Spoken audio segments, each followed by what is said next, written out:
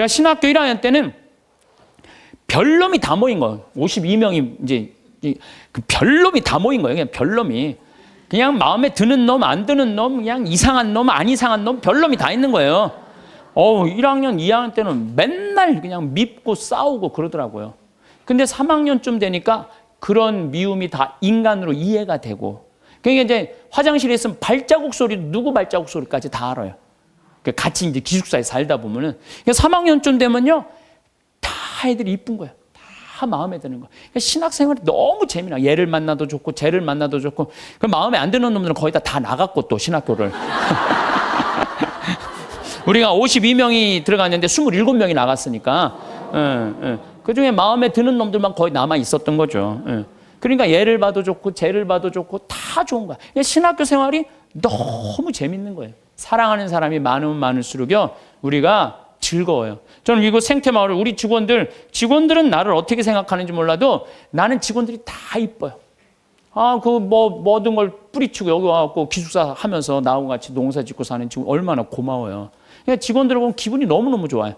직원이 마음에 안 들면은 사실은 사는 게 즐겁지 않잖아요. 직원이 다 이뻐. 만나는 사람마다 다 좋고. 그러니 신나죠. 사는 게 즐거운 거죠. 일은 20년 동안 기다리고 있고. 은퇴하고 나면 또, 요즘 커피숍 그거 생각을 많이 해요. 바리스타를 배워갖고 어떻게 해야 되겠다. 그러니까 일이 있으니까 죄를 안 짓고. 그래서 여러분들 마음 안에 저 대림 일주일에 이 얘기가 나와요. 남을 찔러주는 마음에 창을 두드려서 곡식을 만들어내는 낫으로 만들어라. 여러분들 그래서 마음 안에 창들이 있으면 다 없애세요. 미움 삐죽한 마음들이 있으면 그걸 다 용서를 해줄 때 사랑하는 사람이 옆에 있을 때 그것처럼 행복한 게 없는 거죠. 여러분들 이상우 씨가 그녀를 만나는 곳 100m 전이라는 노래 아시죠? 그녀를 만나는 곳 100m 전에서 가슴이 떨리며 그녀를 만나기 위해 구두도 새로 사고 옷도 깨끗이 차려입었지만 왠지 그녀를 만나기엔 자신의 모습이 못마땅하다는 노래 가사 내용이 있어요. 아시죠? 네, 그녀를 만나는 곳 100m 전. 우리는 신앙인이에요. 신앙이기 때문에 누구를 만나냐면 예수님을 만나요. 예수님을 잘 만나려면 내 마음 안에 미움이 없어야 돼. 내 마음 안에 분노가 없어야 돼. 내 마음 안에 욕심이 없어야 돼. 그래갖고 내가 옷도 차려입고 구두도 사고 꽃도 준비하는 그런 마음으로 예수님을 만날 때 여러분들은 행복할 수 있어요.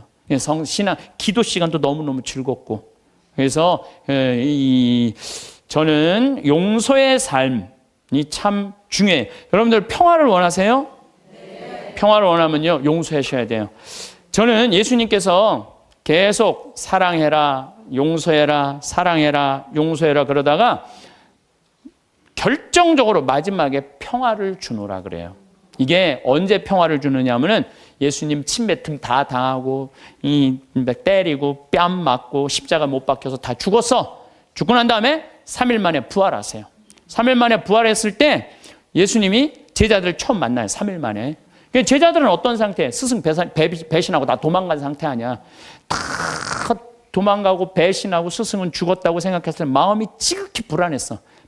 그 3년을 따라다니는 스승을 배신했단 말이야. 예수님이 3일 만에 부활하셔서 첫 인사가 니네들 왜 나 배신했어? 내가 죽었다 살아난다는 거 니네들 안 믿었어? 이렇게 얘기하지 않아요. 평화를 비노라. 평화를 주노라. 평화는요, 여러분들 언제 찾아오는 거냐면 그 모든 폭풍이 다 지나가고 누릴 수 있는 게 평화예요. 평화. 그래서 나는 여기 여러분들 지금 우리 평창 생태마을에 오셨지만은 제가 요즘 참 많은 평화를 많이 누려요. 저도 인생을 살면서 질곡, 폭풍, 별걸 다 겪었죠. 근데 요즘은요, 그 모든 걸 떠나서 이게 마음이 정말 평화로운 거예요. 여러분 여기 마당에 아침에 탁 이렇게 강 내려가는 걸 보고 앉았으면요, 그렇게 행복해요. 예수님이 이 평화를 얘기하는구나. 그러니까 마음 안에, 저는 지금 마음 안에 미워하는 사람이 정말로 없어요. 예전에는 많았어요. 참. 예전에는 많았어요. 근데 그런 단계들이 다 어느 정도 지나고 난 다음에 내가 이제 평창에 들어와서 산 지 10년이 됐어. 10년. 그러니까 10년 동안 2년이 있었던 많은 사람들이 이제 떨어져 나가고 사연이 있었던 많은 사람들이 떨어져 산속에서 여기 한번 마음 먹고 올라오면 하루가 걸리잖아요. 그러니까 웬만한 사람들은 거의 못 와요. 그러니까 사람을 덜 만나고 또 좋은 사람들만 만나니까 평화로운 거예요. 예수님이 부활하고 난 다음에 내가 너희에게 평화를 비노라. 그게 바로 이거구나. 미움, 분노, 증오, 죽어라, 죽여라 다 떠나고 난 다음에 예수님이 마지막에 십자가에서 부활하고 성취한 게 뭐다? 평화다, 평화. 그러니까 여러분들 마음 안에 미움이 있으면요, 평화를 누릴 수가 없어요. 마음 안에 분노가 있으면 평화를 누릴 수가 없어요. 그래서 용서해야 되는 거예요. 그래서 여러분들 우리 마음 안에 남을 찔러 죽이려는 마음의 창을 두들겨서 곡식을 만들어내는 낫으로 만들어야 돼. 마음의 미움을 두들겨서 평화를 만들어내는 사랑으로 만들어야 돼. 그래서 사람을 보면서 막 사랑할 수 있는 그런 마음 여러분들 청하셔야 돼. 제가 신부가 막 된 조원동 주교자 성당에서 휠체어를 찬 요한나 자매가 있어서 몸이 퉁퉁했는데 오늘도 휠체어 타고 오신 우리 형제님도 계시지만 휠체어를 탔어요. 근데 내가 그 자매 집에 가보니까 허름한 집에서 사는 거야. 휠체어를 타고 있는데, 그런데 더 기가 막힌 거는 그 휠체어를 탄 요한나 자매가 뇌성마비로 움직이지도 못하는 병자 셋을 모시고 사는 거야. 자기도 휠체어를 타고 다니는데 뇌성마비 환자 3명을 모시고 사는 거예요. 화장실도 겨우 다니는 그들에게 내가 왜 이렇게 힘든 일을 하냐고 물었더니 자기는 무슨 일이라도 할 수 있고 움직일 수도 있지만 누워있는 뇌성마비 환자들은 움직이지도 못하니까 움직이지 못하는 우리가 당연히 돌봐야 된다면서 그 아름다운 생활을 하더라고요. 우리들은 말로만 회개한다고 용서해달라고 하는 건 의미가 없어요. 세례자 요한이 행동으로 회개하지 않고 세례만 받으려는 바리사이와 사두가이 사람들한테 이렇게 이야기하죠. 독사의 자식들아, 다가오는 진노를 피하라고 누가 너에게 일러주더냐? 회개에 합당한 열매를 맺어라. 죄를 뉘우친다면요, 우리가 회개에 합당한 보석의 생활을 해야 되는 거예요. 공을 쌓아야 된다는 거죠. 행실로 드러나야 된다는 거. 사랑하고 나누는 삶. 특별히 우리 교우들은 세상에 살다 보면 참 미운 일이 많아요. 자식, 남편, 형제, 친척, 그 나 사기치는 보이스피싱, 미워할 놈들이 너무 많아요. 참. 그래서 저는 교우들한테 생활의 단순함이 참 필요한 것 같아요. 생활이 좀 단순해. 너무 많은 일을 하다 보면요, 이게 죄를 많이 져요. 생활이 단순한 게 참 필요해요. 저는 내가 아주 영적으로 아주 좋아하는 선배 신부님이 계세요. 근데 이거 굉장히 오래전 얘기, 한 10년도 더 된 일인데, 이제 수원 빈센트 병원에서 뭐 만날 일이 있어갖고, 그러다 제가 무슨 일을 하느냐 좀 늦게 나갔어요. 근데 이제 내가 이제 그분 30분 약속을 어긴 거죠. 그분이 막 저 주차하는 경비 아저씨가 우리 이제 그 형님 신부님 멱살을 쥐고 막 흔드는 거예요. 그 사복을 입고 있었어요. 그래서 내가 지금 당신 뭐 하는 거냐고. 이 사람이 뭐 차를 어쩌고 저쩌고. 이 사람이 뭐냐고. 이 교구의 국장 신부님인데 그랬더니 그냥 이분이 그 손을 놓더니 신부님이었느냐고. 너무너무 죄송하다고 막 얼굴이 하얘져 갖고 그러더라고. 그래서 내가 아니 형, 신부라고 그러면 되지 왜 그 멱살을 쥐고 흔들리고 그래? 그랬더니 아니 내가 주차하면 안 되는 데다 주차를 내가 해갖고 이 사람이 상황이 어려웠다는 거예요. 상황이 어려우니까 이제 자기가 이제 차를 빼러 놨더니 화가 나니까 이제 멱살을 이제 쥐고 흔들으니까 내가 잘못했는데 그 정도 취급받는 걸 가지고 내가 뭐 신분이 그런 말을 어떻게 하느냐고. 이야, 난 뭐 그전에도 훌륭하다고 생각을 했지만은 그걸 보니까 더 훌륭한 거예요. 그래서 난 그분한테 고해성사 내가 이렇게 영적 상담을 지금도 이렇게 해요. 그 정도의 겸손을 가지고 있는 분 정도면, 욕먹는 걸 우리는 되게 싫어하잖아요. 근데 내가 잘못했으면은 어떻게 해야 된다? 욕 먹어야 된다. 이야, 참, 그래서 지금도 뭐 아주 정말 훌륭하게 살고 계시지만은 내가 그분을 보면서 저게 바로 겸손이구나. 자기 지위를 함부로 내지 않고. 우린 조금만 뭐만 있으면 내가 누구니 뭐니 뭐 이래잖아요. 예. 예수님 마르코복음 14장 65절을 보면 예수님이 사형이 결정되자 어떤 자들은 예수님께 침을 뱉고 그분의 얼굴을 가른 다음 주먹을 치면서 알아맞혀 보아라 하면서 놀려대기 시작했다. 여러분들, 사람이요, 내가 이렇게 60 넘으신 할머니들 이렇게 상담할 때요, 그 할머니들이 남편하고 살면서 가장 수치스럽게 여기는 거, 가장 모욕적으로 여기는 게 뭐냐면요, 남편이 때리는 게 아니래요. 남편이 자기 얼굴에 침 뱉는 거래요. 침 뱉는 거. 침 뱉는 남자들이 있어요. 정말로 정신 나간 남자들이 있어요. 그거 생각하면 여러분들 신랑 훌륭해 안 훌륭해요?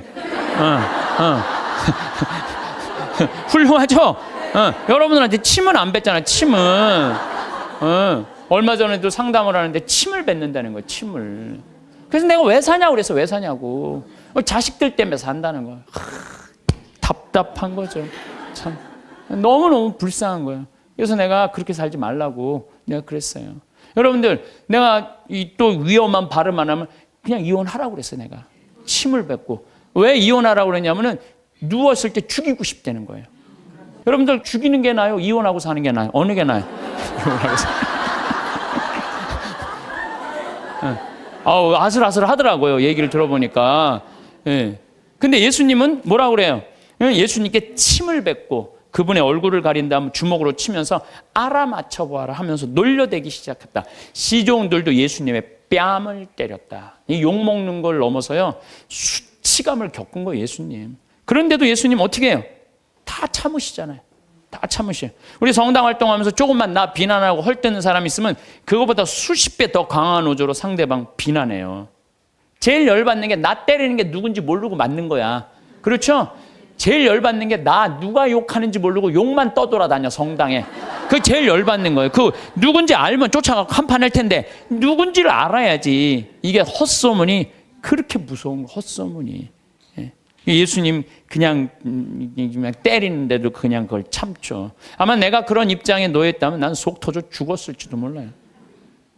우리가 인생 살아가면서 누가 나 욕할 때 막 분노할 필요 없어요. 왜냐하면 인간이라는 것 자체가, 생겨먹은 것 자체가 그렇게 평화롭게 살기가 쉽지가 않아요. 제일 좋은 거는 산속에 들어가서 혼자 살면 욕 안 먹죠. 제일 좋은 방법은 그거예요. 사실 저는 지금 여기 산속에서 사는 거나 거의 마찬가지예요. 그래서 저는 사실은 본당 신부님들보다 훨씬 나아요. 본당 신부는 그냥 교우들하고 하면서 욕을 얼마나 많이 먹겠어요. 네? 진짜 많이 먹을 거예요. 본당 신부님들은 아무리 잘해도, 잘하는 것도 어떨 때 보면 때로는 욕먹는 다 거리가 돼요. 근데 본당 신부님들은 또 이렇게 있다 보면은 교우들이랑 좋은 사람도 있지만 교우 마음에 안 드는 사람도 있잖아요. 마음에 안 드는, 싫든 좋든 자기 5년 동안, 임기 동안 마음에 안 드는 사람 봐야 되잖아요. 얼마나 또 괴로운 일이에요. 근데 나는 여러분들이 아무리 마음에 안 들어도 여러분들 오늘 왔다가 오늘 가. 이게 얼마나 행복한지 몰라요. 얼마나 행복한지 몰라요. 어쨌든 마음에 안 들어도 가, 오늘. 네. 그리고 뭐 길어야 2박 3일 정도 있다가 가시는 거잖아요. 그래서 저는 개인적으로 참 마리아처럼 좋은 몫을 택한 것 같아요. 예. 사실 본당 시민에서 참 힘든 것 같아요. 그리고 적어도 여기 생태마을을 이 멀리 강원도까지, 뭐 부산에서, 저 광주에서, 대구에서, 서울에서 오신 분들은 적어도 여기 오고 싶은 의지가 있는 분들이 오는 거 아니에요. 오기 싫으면 안 올 거 아니야, 안 올 거. 그러니까 적어도 오고 싶은 의지가 있는 분들이 오기 때문에 나를 바라보는 눈이 하트야. 하트야. 그러니까 나는 행복한 거죠. 근데 인간이 살면서 욕 안 먹을 수가 없어요. 욕하면 또 예수님 생각 안 할 수가 없어요. 욕 제일 많이 먹은 분이 예수님이에요, 예수님. 예수님 참 욕 많이 드셨어요. 그 예수님은 모두에게 사랑받았을 거라고 생각하면 여러분들 오해입니다. 수많은 사람이 예수님에게 돌을 집어 던지려고 했어요.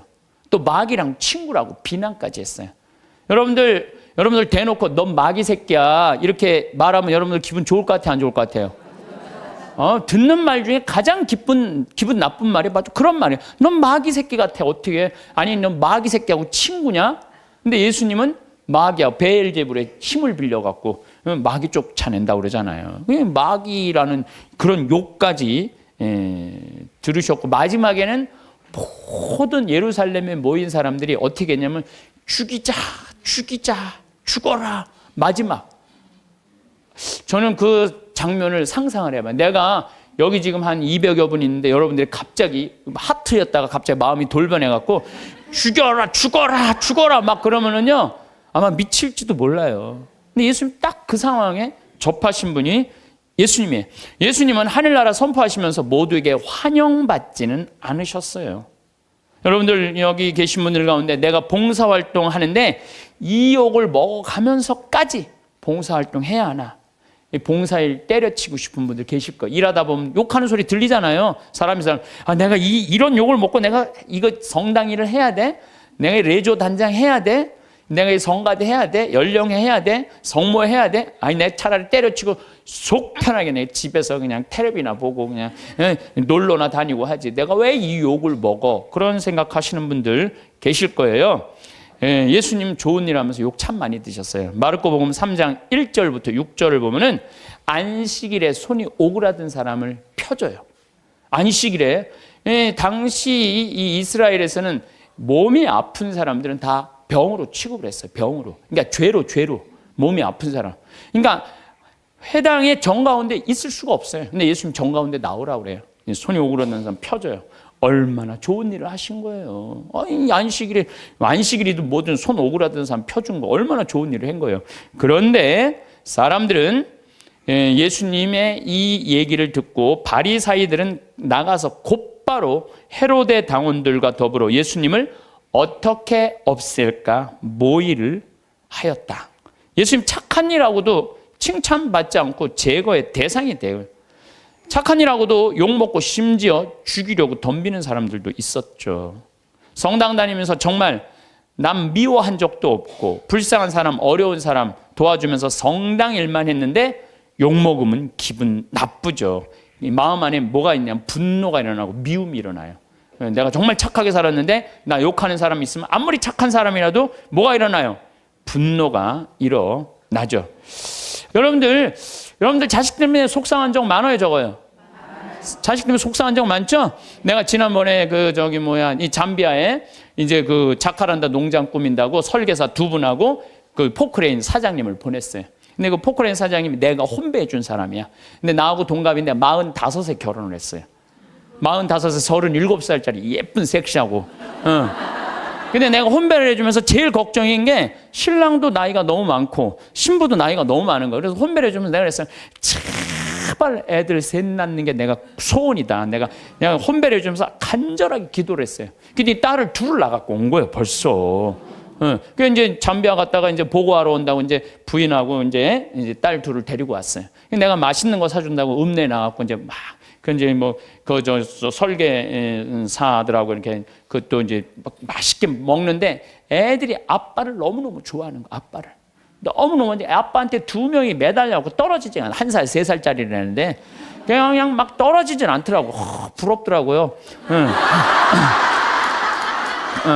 근데 문제는 뭐냐면 나한테 그러는 거예요. 그 정사장이 나한테 그러는 거예요. 신부님, 얘네들이 나를 그냥 이렇게 매달려갖고 내가 그냥 저 신부님 맛있는 거 먹지도 못하고 내가 이렇게 힘들다고. 그래서 내가 한마디 했어요. 누가 놔달라고 그랬어? 아니, 걔들이 놔달라고 그런 적 있어? 지들이 좋아갖고 늙어갖고 결혼해갖고 나 둘씩이나 낳고. 지들이 좋아갖고 낳았으면 책임을 져야지. 얘네들 때문에 힘들다는 게 말이랑 돼? 여러분들도 마찬가지. 여러분들 자식들 중에 놔달라고 그런 자식 있어요, 여러분들? 나 엄마 밑에서 태어나고 싶어 그러고 놔달라는 자식 있었어요, 없었어요? 없었죠? 다 여러분들이 좋아서 난 거야. 걔네들은 태어날 의지가 없었던 애들이에요, 원래는. 여러분들이 난 거예요, 여러분들이. 그러면 누가 책임져야 돼? 여러분들이 책임져야 돼요. 이것도 똑같아. 우리가 언제 세상에 태어나게 해달라고 그런 적 있어요, 예수님한테? 당신이 좋아갖고 세상 만들어 놓고 우리 창조해 놨잖아요. 창조해 놨는데 인간들이 너무 많은 죄를 짓는 거야. 선택할 수 있죠. 죄를 선택할 수도 있고 선을 선택할 수도 있고 옳음을 선택할 수도 있고 그름을 선택할 수 있는 것을 하느님이 자유를 주셨는데 우리 인간이 옳음을 선택하거나 선을 선택하는 게 아니라 악을 자꾸 선택하니까 당신이 만들어 놨으니 당신이 책임지러 온 거예요. 책임지러 와갖고 어떻게 뺨 때리고 침 뱉어도 땄으니까 어떻게 참아야지. 그냥 크다 아다 안 되니까 당신이 책임진다고 십자가에 올라와서 죽은 거 아니에요. 우리 책임진다고. 난 그 아버지 마음, 그 부모의 마음을 예수님 십자가에 오죽했으면 저기 올라갔을까. 우리를 얼마나 사랑했으면. 그러니까 예수님 그 침뱉음도 견디셨다는 거죠. 예수님을 믿는다는 건요, 예수님처럼 사는 거예요. 적어도 예수님 흉내 낼 줄은 알아야 돼. 14장을 보면 다음 날에도, 이건 전날이야.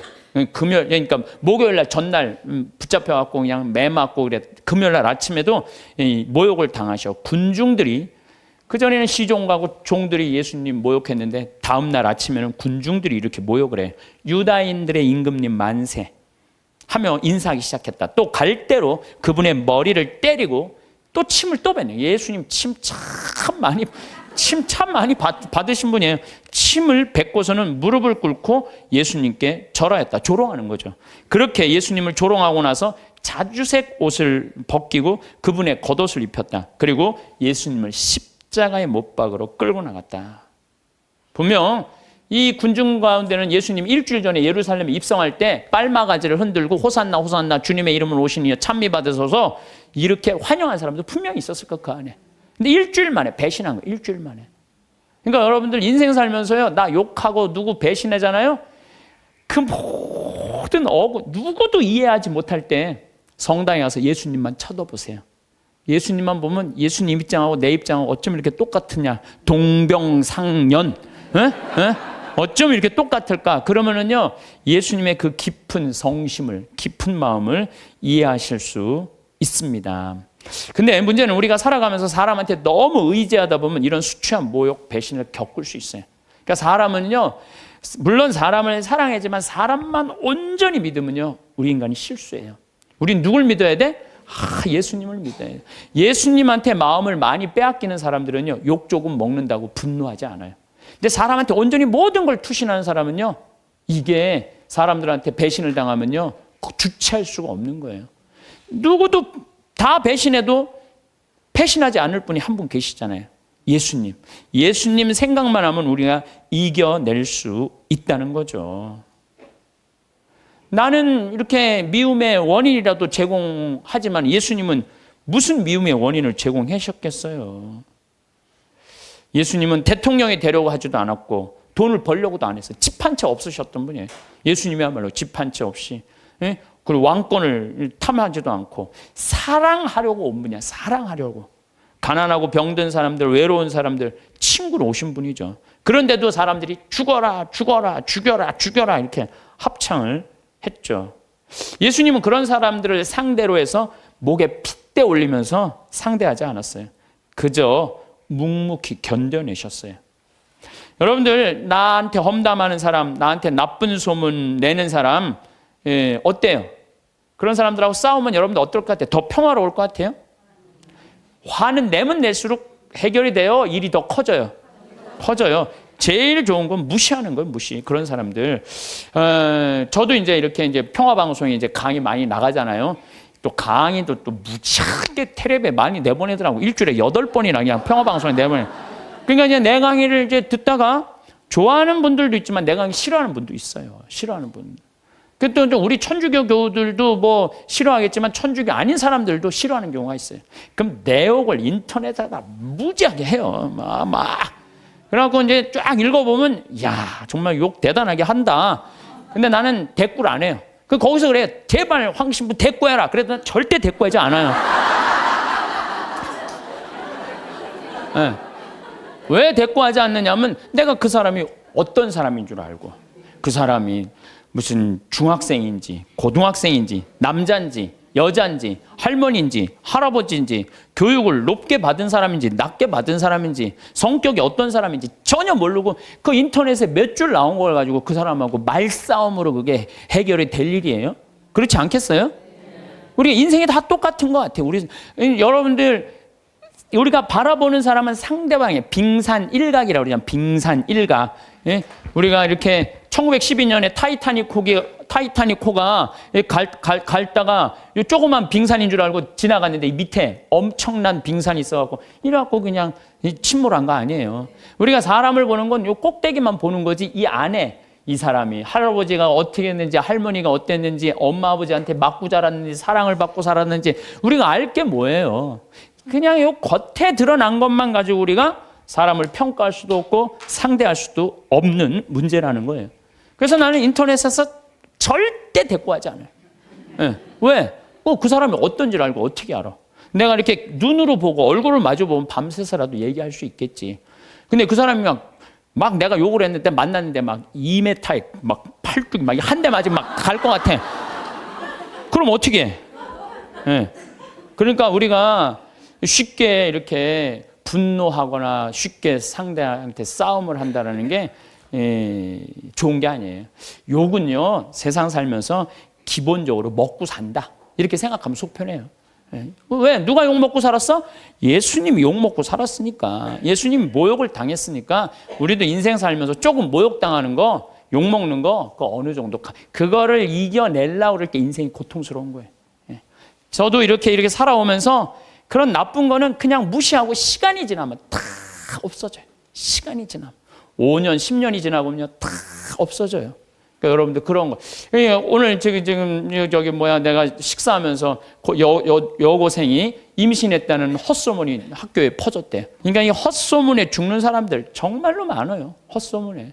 그래서 사람들이라는 게 참 그런 문제가 있는 것 같아요. 자, 그렇다면 우리 인간이 참 죄를 짓고 살아요. 게으르고 나약하고 그 다음에 시기심 많고 죄를 져. 나 같은 죄인도 용서받을 수 있나요? 여러분들 인생 살아오면서 정말로 누구한테도 얘기하기 부끄러운 죄들이 있으시죠? 저는 많아요. 누구한테도 얘기하기 부끄러운 죄들 참 많아요. 근데 나 같은 죄인이 과연 용서받을 수 있느냐? 나 같은 죄인도 과연 용서받을 수 있을까? 저는 예수님이 요한복음 8장에 보면 간음한 여인 얘기가 나요. 그거를 읽으면요 굉장히 위로가 많이 돼요. 이 여자가 간음을 하다 현장에서 잡혔어요. 2000년 전에 간음하는 거하고 지금 간음하는 거하고 이건 질이 달라요. 지금은 너무 쉬운 일이지만 2000년 전에는요 간음하는 게 쉽지가 않아요. 그 다음에 당시 이스라엘 사람들은 어떻게 했느냐면은 다 여자들은 다 가리고 눈만 내놨어. 눈만 내놨어. 그러니까 어떻게 생겼는지도 뭐 눈만 보고도 간음을 한 거예요. 눈만. 이 여자 무지하게 예뻤던 여자예요. 그것만 보고도. 그러니까 이 온몸을 다 가려요. 지금도 이스라엘 사람들이 눈만 이렇게 내놓고 다녀요. 눈만. 저 동네 사람 왕래도 없는데 간음하다 이 여자가 붙잡힌 거예요. 그러니까 예수님은 간음에 대해서 단호하셨어요. 만약에 너희들이 우명한 생각으로 여자를 쳐다보면 누나를 빼라고 그랬어요. 그 정도로 예수님 간음에 대해서. 나는 참 그 성서가 너무 괴로워요. 난 그 성서에 의하면 내 누나는 한 6,000개는 빼. 6,000개. 내 누나는 6,000개는 빼야 돼요. 이 누나 하나도 안 남았을 거야 지금. 아무리 갈아 껴도 계속 빼야 돼. 계속. 도시에 나가면요 대단해요. 도시에 나가면은 요즘 또 여자들이 다리가 얼마나 예뻐요. 옷을 얼마나 야하게 입고 다녀요.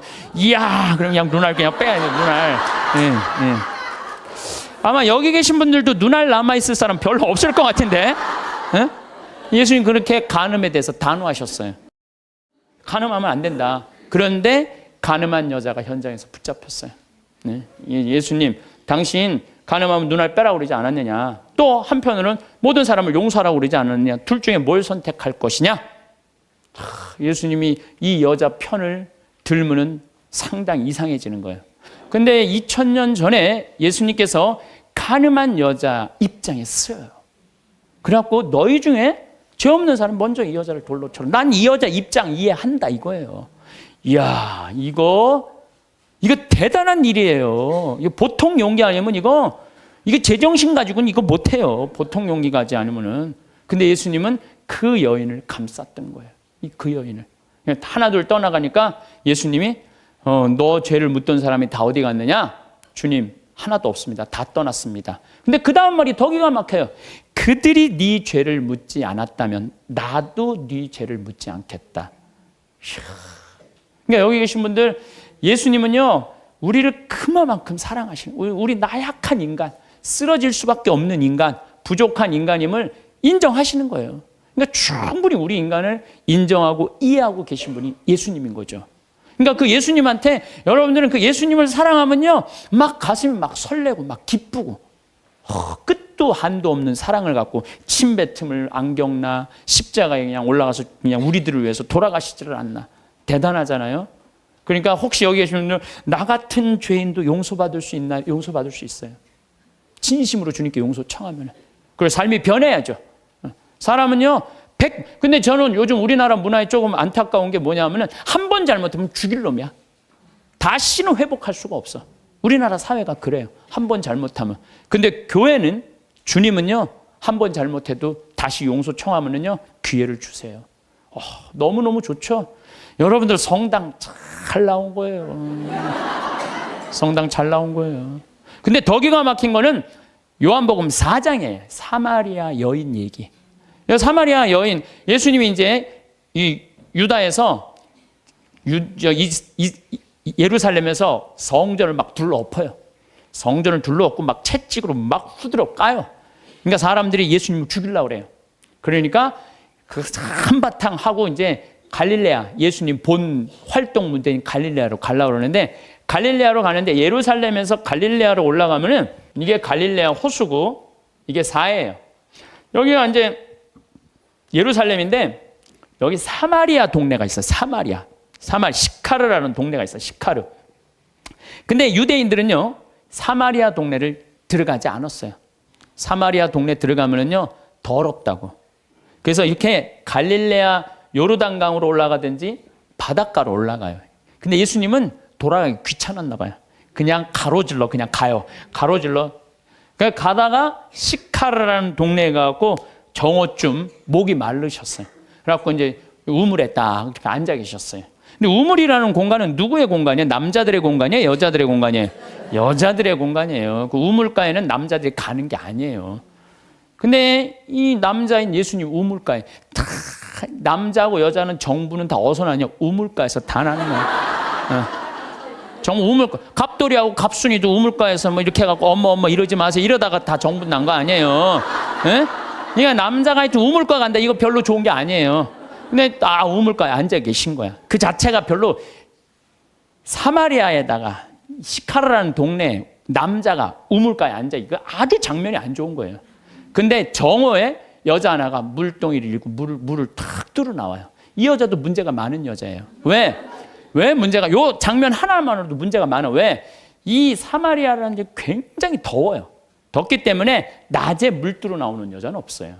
물은 언제 뚫어오냐면 새벽이나 밤중에 뚫어 나와요. 새벽이나 밤중에. 근데 이 여자는 새벽에 뚫어 나올 수가 없는 여자야. 밤중에도 뚫어 나올 수 없는 여자야. 아무도 안 나오는 정오에 나올 수밖에 없는 여자예요. 문제가 많은 여자죠.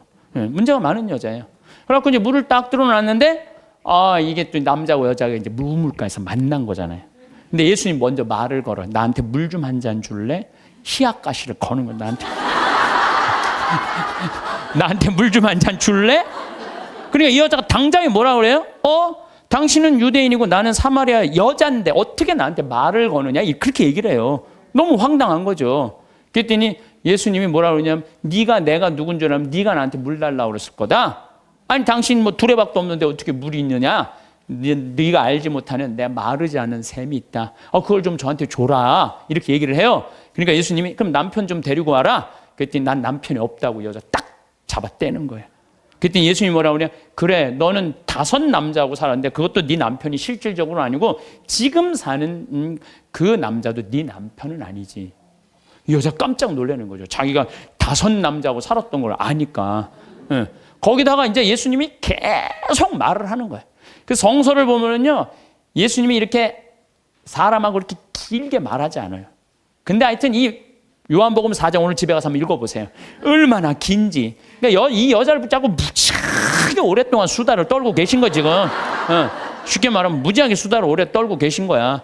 그러더니 이제 앞으로는 예루살렘에서 예배하거나 그리짐산, 야곱의 우물 그리짐산에서 예배하는 그런 시대는 끝났다. 이제 정말로 마음으로 예배하는 하나님은 어디나 계시고 막 구원에 대해서도 얘기하고 예배에 대해서도 얘기를 하네. 그러니까 이 여자가 동네로 가요. 동네로 가갖고 우리가 찾던 구세주를 뵀다 내가. 그래갖고 이 여자 사람들을 데리고 와요.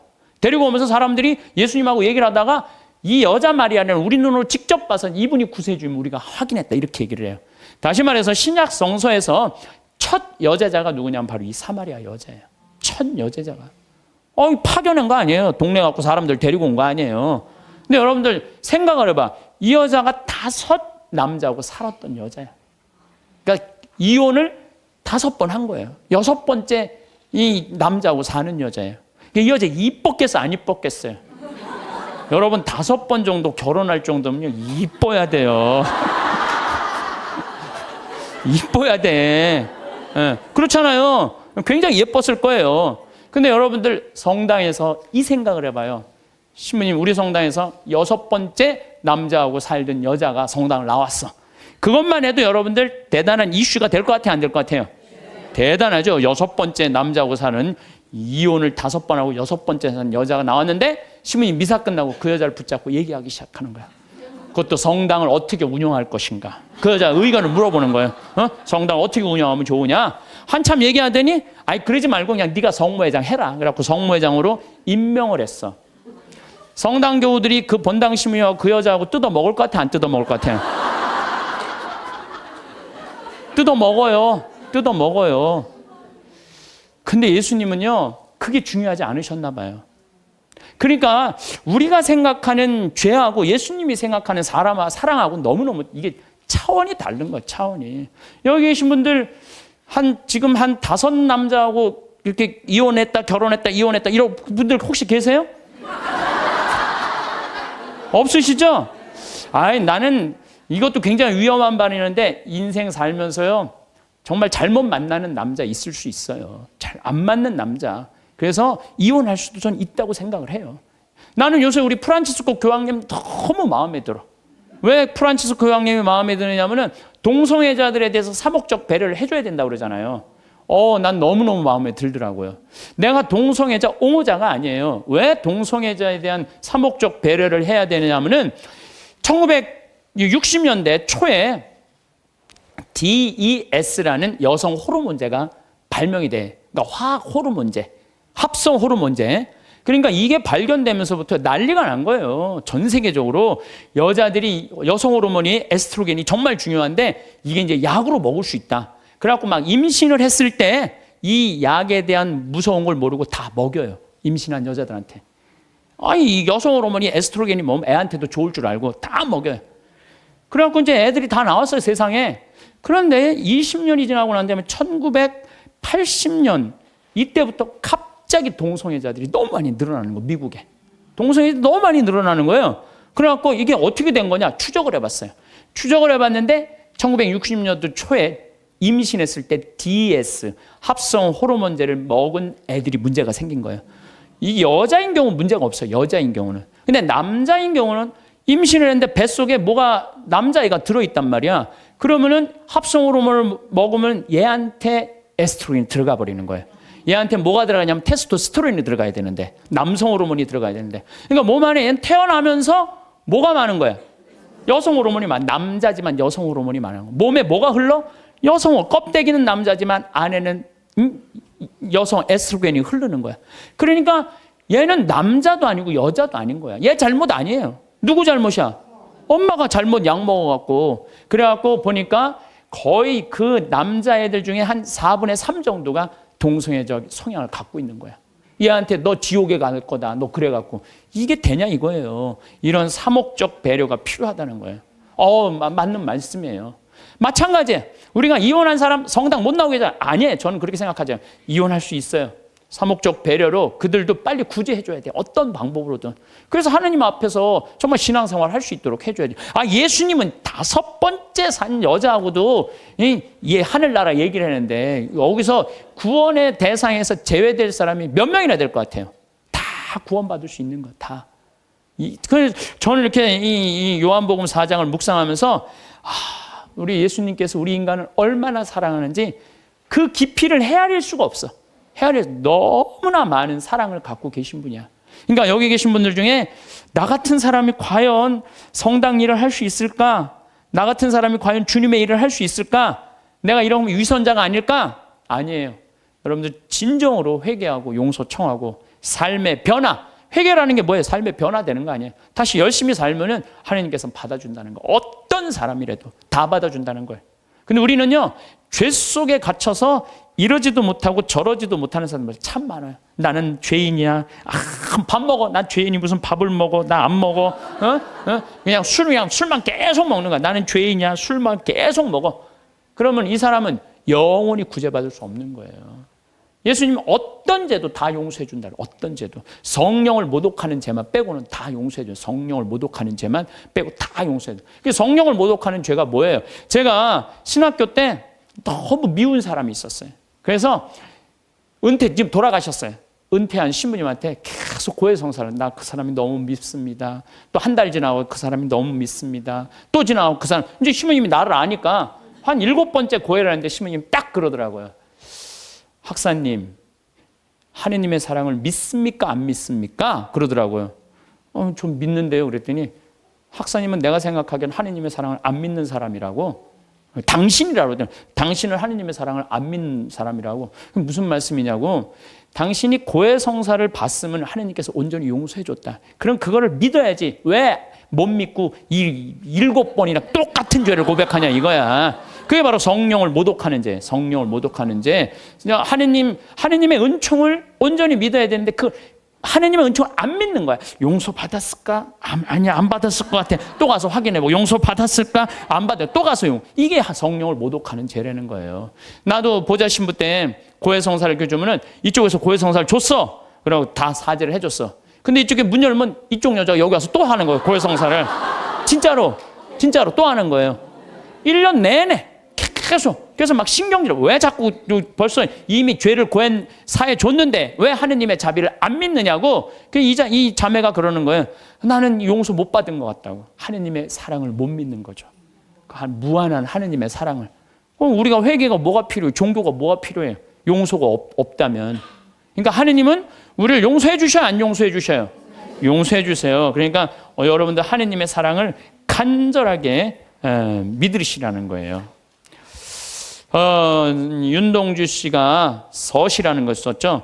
죽는 날까지 하늘을 우러러 한 점 부끄러움이 없기를. 잎새 이는 바람에도 나는 괴로워했다. 별을 노래하는 마음으로 모든 죽어가는 것을 사랑해야지. 그리고 나한테 주어진 길을 걸어가야 되겠다. 오늘 밤에도 별이 바람에 스치운다. 참 내용이 좋은 것 같아. 죽는 날까지 하늘을 우러러 한 점 부끄러움이 없기를. 이런 마음으로 살아가야 돼요. 근데 나는 그냥 하늘을 우러러 그냥 부끄러운 일 천지인데 어쨌든 마음만은 그래야 된다는 거죠. 잎새 이는 바람에도 나는 괴로워했다. 양심의 소리, 주님께서 우리에게 들려주는 양심의 소리를 들어야 된다는 거죠. 별을 노래하는 마음으로 모든 죽어가는 것을 사랑해야지. 이 시는 거꾸로 들으면 돼요. 별을 노래하는 마음으로 모든 살아있는 것을 사랑해야지 하고 똑같은 것 같아요. 그래서 여러분들, 제가 별 참 좋아하는 소년이잖아요. 어제도 내가 여기 새벽 1시에 수소성당 강의 이제 우리 평화방송 팀하고 하고 새벽 전부 다 별 보셨죠? 우리 촬영팀들. 얼마나 별이 예쁜지 몰라요. 이 세상에 태어난 건 축복이에요, 축복. 근데 그냥 행복한 마음으로 그 별을 바라야 그냥 미움 때문에 땅바닥만 쳐다보면요, 그 별을 못 봐요. 근데 요즘 현대인들은요, 하늘을 볼 생각을 안 해요. 그리고 나한테 주어진 길을 걸어가야겠다. 오늘 밤에도 별이 바람에 스치운다. 좋죠? 다시 한번 이거 읽어드리도록 하겠습니다. 서시 윤동주. 죽는 날까지 하늘을 우러러 한 점 부끄러움이 없기를. 잎새 이는 바람에도 나는 괴로워했다. 별을 노래하는 마음으로 모든 죽어가는 것을 사랑해야지. 그리고 나한테 주어진 길을 걸어가야겠다. 오늘 밤에도 별이 바람에 스치운다. 미움은 마음속에서 작은 그림자처럼 시작되지만 시간이 지나며 자리를 넓혀가는 경우가 많습니다. 처음에는 단순한 서운함이었을지 모르지만 그 감정이 제때 풀리지 못하면 마음 한쪽에 머물며 다른 감정들까지 잠식하기도 합니다. 어떤 때는 잊었다고 생각한 감정이 문득 떠올라 마음을 무겁게 만들고, 어떤 때는 이미 끝난 일인데도 불편한 감정이 되살아나 불현듯 나를 흔들어 놓기도 합니다. 사람의 마음이라는 것은 상황을 기억하는 것이 아니라 그 상황을 겪을 때의 감정을 함께 보관하는 곳이라서 그런 듯합니다. 미움이라는 감정은 그저 상대를 향해 일어나는 것이 아니라 그 일을 견디며 스스로를 지키고자 했던 나의 감정들이 뒤섞이며 만들어진 마음의 응어리일 가능성이 큽니다. 미움을 떠올릴 때 마음이 답답해지는 이유는 단순히 어떤 일을 겪어서가 아닙니다. 그 일 앞에서 내 마음이 제대로 보호받지 못했다고 느꼈기 때문입니다. 마음이 다칠 때 사람은 본능적으로 움츠러들고 깊은 곳에서는 두려움이 생깁니다. 누군가에게 서운해지면 그 이면에는 그 사람에게 기대했던 마음이 있었고, 상처받으면 그 아래에는 이해받고 싶었던 마음이 있었습니다. 미움은 그래서 더욱 복잡합니다. 표면에는 차가움이 있고 그 아래에는 인정받고 싶었던 마음, 기대가 무너진 마음, 지키고 싶었던 어떤 진심이 깔려 있습니다. 겉으로는 단단하게 보여도 속은 아주 여린 마음의 구조가 드러나 있는 셈입니다. 마음의 상처는 눈에 보이지 않기에 더욱 다루기 어렵습니다. 몸의 상처는 시간이 지나면 아물고 흉터도 점차 흐려지지만 마음의 상처는 그렇지 않습니다. 때로는 수십 년이 흘러도 여전히 선명하게 남아있기도 하고 특정한 순간에 갑자기 떠올라 마음을 흔들어 놓기도 합니다. 어떤 말 한마디, 어떤 표정 하나가 오래전의 기억을 불러오고 그때의 감정이 고스란히 되살아나는 경험을 해본 적이 있을 것입니다. 그것은 마음이 약해서가 아니라 그만큼 그 순간이 나에게 의미가 깊었기 때문입니다. 사람들은 흔히 미움을 부정적인 것으로만 여기지만 사실 미움은 나를 지키려는 마음의 방어막이기도 합니다. 다시는 같은 상처를 받지 않으려는 마음, 나의 소중함을 지키려는 마음이 미움이라는 형태로 나타나는 것입니다. 그래서 미움을 느끼는 자신을 탓할 필요는 없습니다. 오히려 그 감정을 통해 내가 무엇을 소중히 여기는지, 무엇이 나를 아프게 했는지를 알 수 있습니다. 미움은 나 자신을 이해하는 첫걸음이 될 수 있습니다. 이해라는 것은 상대의 행동을 용납하거나 정당화하는 과정이 아닙니다. 이해는 내 안에 복잡하게 얽힌 감정의 매듭을 하나씩 풀어내는 일입니다. 어떤 감정들은 오래 두면 더 단단하게 뭉치기도 하고 스스로를 방어하기 위해 마음이 더 굳어지기도 합니다. 하지만 이해의 과정은 단단해진 마음을 스스로 부드럽게 만드는 일입니다. 마음이 굳어 있을 때 세상은 자꾸 날카롭게 느껴지고 나를 건드리지 않으려는 것조차 공격처럼 생각될 때도 있습니다. 그러나 마음의 결을 조금씩 느슨하게 풀어놓기 시작하면 언젠가 그 마음이 다시 숨을 쉬기 시작합니다. 이해는 그래서 상대를 위한 길이 아니라 내 마음을 지키기 위한 길에 가깝습니다. 내 마음이 너무 꽉 조여 있을 때 그 조임을 풀어주는 역할을 하는 것이 바로 이해입니다. 마음을 이해한다는 것은 감정에 이름을 붙이는 일부터 시작됩니다. 막연히 불편하고 답답하다고만 느껴지던 것에 구체적인 이름을 붙이면 그 감정은 조금 더 다루기 쉬워집니다. 이것은 서운함인지 배신감인지 두려움인지 분노인지를 천천히 들여다보는 것입니다. 감정을 명확히 인식하면 그 감정이 왜 생겼는지, 무엇이 나를 그렇게 만들었는지를 조금씩 이해할 수 있게 됩니다.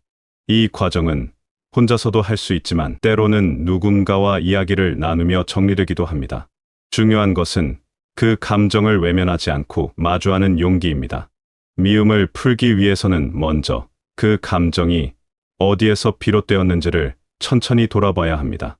그때 하지 못했던 말, 표현하지 못한 마음, 서로 통하지 못했던 부분들이 얽혀 있을 것입니다.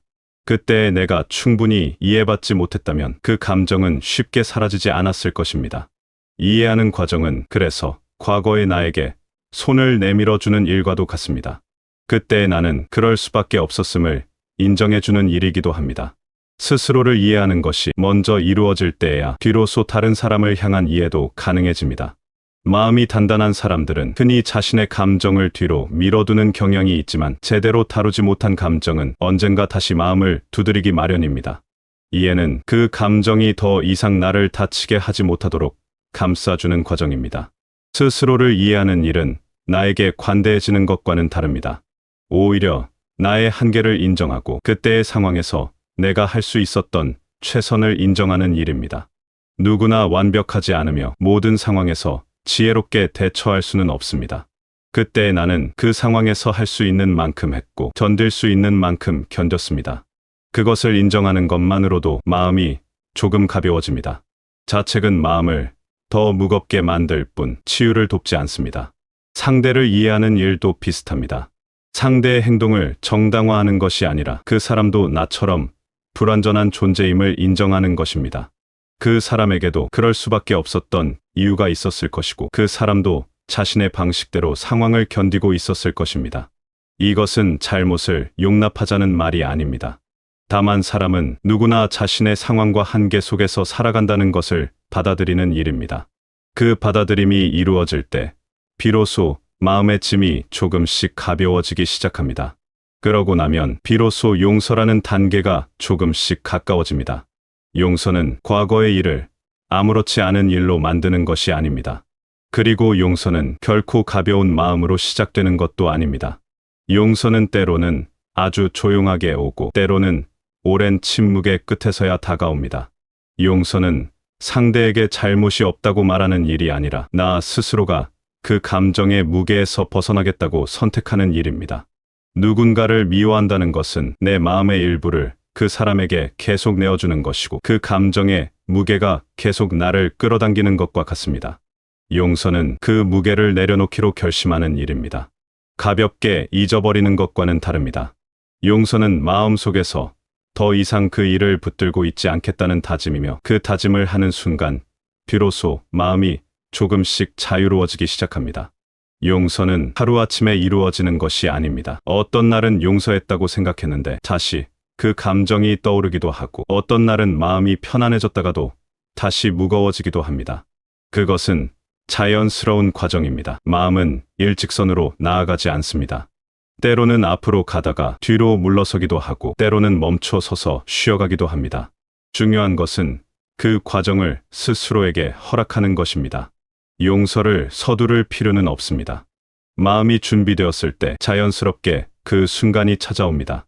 용서를 결심하는 일은 결코 약해지는 것이 아닙니다. 오히려 용서는 나를 다시 강하게 만드는 길입니다. 마음이 무거울수록 일상의 작은 순간들도 부담스럽고 어떤 감정들을 마주하는 일도 힘들어집니다. 하지만 용서가 이루어지면 마음은 한층 넓어지고 감정의 무게는 부드럽게 풀려나갑니다.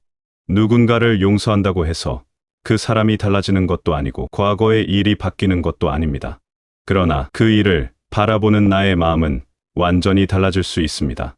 마음에 쌓여 있던 미움의 무게가 조금씩 사라지기 시작하면 그 빈자리에 다시 평온이 들어섭니다. 감정이 흘러가는 자리는 다시 따뜻함이 머무는 자리가 됩니다.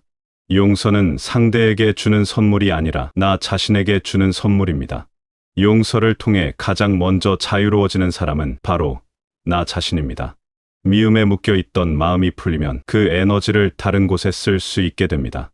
더 의미 있는 일에, 더 소중한 사람들에게, 나 자신을 돌보는 일에 마음을 쏟을 수 있습니다. 미움은 많은 에너지를 소모합니다. 그 감정을 유지하는 것 자체가 마음을 피곤하게 만듭니다. 용서는 그 에너지를 되돌려받는 일입니다. 용서는 관계를 회복하기 위한 과정이 아닐 때도 많습니다. 어떤 경우에는 거리를 유지하는 것이 스스로를 지키는 길일 수도 있습니다. 하지만 그 거리 속에서도 마음의 짐을 내려놓고 살아가는 것은 충분히 가능합니다. 마음에 오래 머물던 감정이 풀리면 새로운 것을 받아들일 수 있는 여유가 생깁니다. 용서는 그 여유를 만들어주는 과정입니다. 마음을 되찾는 일, 마음이 다시 고요해지는 일, 마음이 가벼워지는 일이 모두 이 과정 안에 있습니다. 이해와 용서는 결국 마음을 회복하는 일이며 그 회복은 삶을 더 단단하게 지탱해주는 힘이 됩니다. 때로는 용서가 불가능하게 느껴질 때도 있습니다. 상처가 너무 깊어서, 배신이 너무 컸어서 도저히 풀어낼 수 없을 것 같은 감정들이 있습니다. 그럴 때는 억지로 용서하려 하지 않아도 됩니다. 다만 그 감정이 나를 지배하지 않도록 조금씩 거리를 두는 연습을 할 수는 있습니다. 미움을 느끼되 그 감정에 휩싸이지 않는 것, 상처를 기억하되 그것이 나의 전부가 되지 않게 하는 것입니다. 이것만으로도 큰 변화가 일어날 수 있습니다. 사람의 마음은 상처가 없어서 고요한 것이 아니라 상처를 들여다보고 스스로를 어루만져준 시간이 있었기에 다시 고요해지는 것입니다. 미움을 넘어서 이해로 나아가고 이해를 지나 용서에 닿게 되는 과정은 마음을 다시 밝게 만드는 길입니다. 그 길은 누구나 천천히 걸을 수 있는 길이며 서두르지 않아도 괜찮은 길입니다.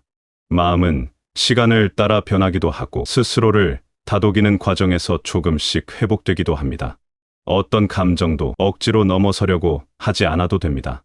천천히 스스로를 이해하고 그 이해 속에서 마음의 방향을 바꾸어 나가면 됩니다. 마음이 회복되는 과정에서 가장 중요한 것은 나 자신에게 인내심을 갖는 것입니다. 빨리 나아지고 싶은 마음, 빨리 잊고 싶은 마음이 들 수 있지만 마음은 강요로 변하지 않습니다. 오히려 서두르면 더 깊은 곳으로 감정이 숨어버리기도 합니다. 마음에게 시간을 주고 천천히 스스로를 돌보는 것이 가장 확실한 치유의 방법입니다. 작은 변화들을 알아차리고 그 변화들을 소중히 여기는 것입니다. 오늘 어제보다 조금 덜 무겁다면 그것만으로도 충분히 의미 있는 일입니다. 이해와 용서의 과정은 결국 나 자신과의 화해이기도 합니다. 완벽하지 못한 나, 때로는 실수하는 나, 상처받기도 하고 상처 주기도 하는 나를 받아들이는 일입니다.